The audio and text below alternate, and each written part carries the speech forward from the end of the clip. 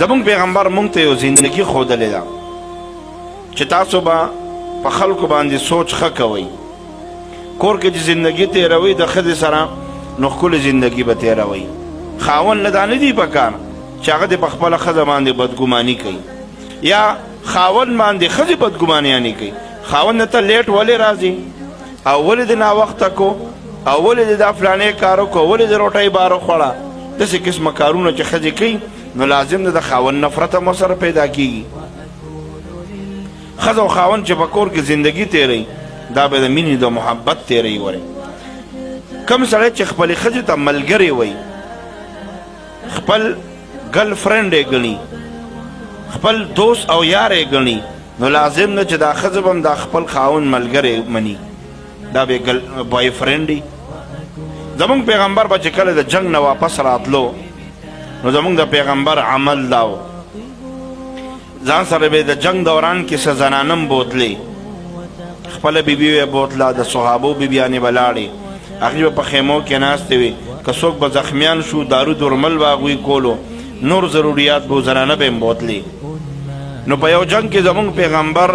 صحابو سره واپس را روان دی مدینې منورې ته. یو ځای کې پړاو واچولو، شپه راله. نو هر صحابي ته د الله رسولو فرمیل چې چا سره کور واله دي او ښځې دي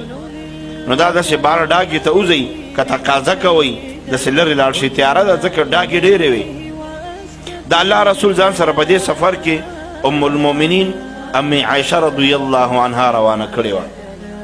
عایشه رضی الله عنها پیغمبر د لاس نه ونیوی. عایشې زمونږ پیغمبر به عایشې ته د مینې نه حمیره ویله، حمیره وی حمیرې راځه چې ځو. حمیره یې بوتله بار چې بوتله د الله رسول ورته فرمی ګوره امام الانبیا دی، خاوند دی، خو څومره ښکلی خاوند دی. پیغمبر خپل بیبي ته وی حمیرې وی راځه لږه منډه وو په دې میدان کې. توره تیاره وه، چاته نه ښکارېدل، د ښځې دلجویي کوله. ګوره د ښځې زړه به په دې طریقه ګټې. وی راځه عایشې چې لږه منډه ووو. عایشه رضی الله عنها دا د بدن نه کمزورې وه، نری وه، داسې لږه سپکه وه د وزن اعتبار سره. د الله رسول او عایشه په یو میدان کې لګیا دي منډې وی. چې منډې وی د الله رسول دا خپل مبارک قدمونه لږ په آرام کړه، لږ سلو یې کړه. عایشه رضی الله عنها هغه ځای چې کوم ځای متعین شوی هغې ته ورسېده پیله. عایشه رضی الله عنها خوشحاله شوه، وی د الله رسوله دغه مقابله ما وګټله. څه وخت پس بیا روایاتو کې راځي چې عایشه رضی الله عنها ته زمونږ پیغمبر وی عایشې وی منډه وو، وی د الله رسول راځه. چې منډه یې ووهله د الله رسول ترې نه په منډه کې تېز شو. پیغمبر ورته فرمایي عایشې تلکه بتلکه، دا ګټل دا د هغې ګټلو په بدله کې دي. مخکې تا ګټلې وه اوس ما وګټله. ګوره په دې طریقه د خپلې ښځې زړه ګټي. نو چې کله ته په خپل کور کې خپلې ښځې ته خپل ملګری ووایې دا زما ملګری دی، او ښځه خپل خاوند ته ملګری ووایي، نو دا چرته نشي کېدی چې یوه ښځه دې خپل خاوند ته ملګری وایي او دا خاوند دې بله ښځه بیا خپله ملګرې کړي، چرته نشي کېدی. عموما کورونه وران ولې دي؟ عموما سړی دویم واده ولې کوي؟ دې د وجې نه کوي چې ښځه خپل خاوند ته نظر نه کوي، خدمت یې نه کوي، عزت یې نه کوي، خبره یې نه مني، لازم هغه دویم واده کوي. دغسې چې کوم دی خاوند خپلې ښځې ته نه ګوري نو لازم ده چې د هغې هم زړه ماتېږي. شریعت مونږ ته دا ښیي یو بل باندې خپل سوچ صحیح کوي. چې سوچ دې غلطې ما درته پهلې وویلې د هغې نتیجه به هم غلطه راوځي، چې سوچ دې صحیح وي نتیجه به بلکل صحیح راوځي. د اختر ورځ وه، د اختر د مانځه نه بعد صحابه کور ته لاړل، پیغمبر هم کور ته رالو. نو د مسجد نبوي نه بهر چې کمې ډاګې وې، کمې شلې ځمکې وې، نو په هغې کې د حبشو د هلکان لګیا شو لوبې کولې. حبشیان د لوبې کې د اختر ورځ ده، خو په دغه وخت کې لا د پردې آیتونه نازل شوي نه وو. نو زمونږ پیغمبر عایشې رضی الله عنها ته وایي عایشې وی دا بهر چې کومې لوبې کېږي نو خوښه دې نه ده چې دا لوبه وګورئ، د اختر ورځ ده یو میله ده لوبې کوي د هلکان نو عایشه رضی الله عنها ورته فرمایي د الله رسوله خوښه مې ده دا لوبه وګورم د الله رسول ودرېدو عایشه رضی الله عنها د هغې نه وروسته ودرېده دا خپله زنه مبارکې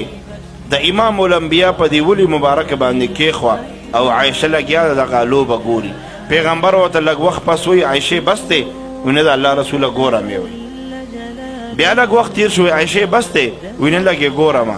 درېم ځل یې ما ورته ویل عایشې بس دی وایي نه لږ یې ګورمه د هغې نه پس چې کله عایشه رضی الله عنها ښه په هغه لوبه باندې مړه شوه نو بیا د الله رسول او عایشه بیا لاړه دا یو مینه و یو محبت و د عایشې سوچ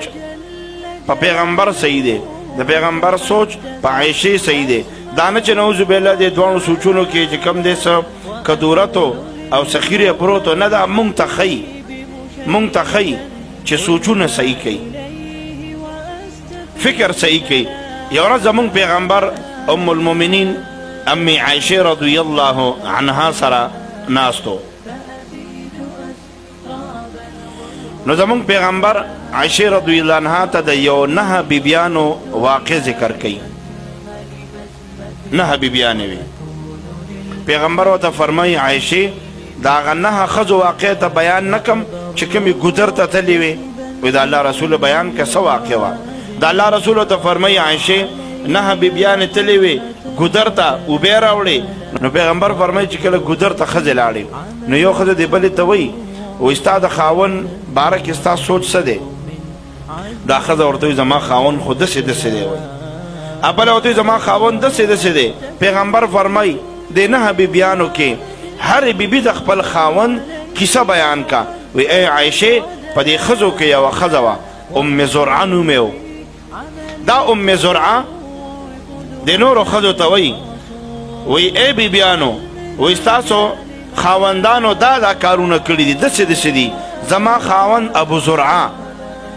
ما سره دومره مینه کوي دومره خوراکونه په ما باندې کوي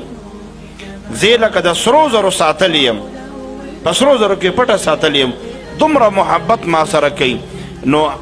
د الله رسول فرمایي چې ام زرعه د خپل خاوند باره کې ښځو ته دا وایي چې زما خاوند ډېر ښه دی ما سره انتهایي مینه کوي او زه لکه د سرو زرو ساتلی یم نو د الله رسول عایشې رضی الله عنها ته واقع بیانوي بیا ورته وایي عایشې وی واوره وی ام زرعه چې د ابو زرعه سره څومره مینه کوي او ابو زرعه خاوند د دې خپلې ښځې ام زرعه سره څومره مینه کوي نو ای عایشې د هغې نه زیاته مینه تا سره زه کوم یو ورځ د الله رسول په اوښ باندې ناستو او بل اوښ باندې عایشه رضی الله عنها ناسته وه د عایشې رضی الله عنها د اوښ اچانک منډه وواله چې منډه کړه صحابه هم ورسره دي نو د الله رسول د مبارکې خولې نه اچانک د الفاظ ووته چې کله د عایشې رضی الله عنها د اوښ منډه وواله او یوازې پې عایشه ناسته وه په بل اوښ باندې امام الانبیا دی نو د الله رسول اچانک آواز وکړو وا عروسه اله زما هغه ناوې عایشې رضی الله عنها د واده کلونه شوي و کلونه دا نه چې د یو هفته یا د یو میاشت ناوې وه اواز یې وکړو وا عروسه ای زما هغه ناوې دا مونږ ته یو ترغیب راکوي پیغمبر ښځې سره مینه وکئ چې ته مینه کوې ښځه به تا سره مینه کوي چې د ښځې او د خاوند کور آبادي دا اثر په بچو باندې غورځېږي بچي به م ښه وي بچي وران ولې وي ځکه ښځه او خاوند خپلو کې وراني خاوند چې ښځې سره کومه معامله کوي کومه رویه کوي کم سوچ کوي دا بچي ازده کوي یا ښځه چې کوم دی هغه بدلیازي کوي د خاوند سره او نیغېږي نو دا لور چې راغټېږي نو هغه دا وایي چې ګوره دا خاوند تباول پکار دی چې هغه سبا ودیږي هغه هم بیا دا بدماشي کوي عموما چې د لور کور رانیږي دې کې لوی لاس دا د مور وي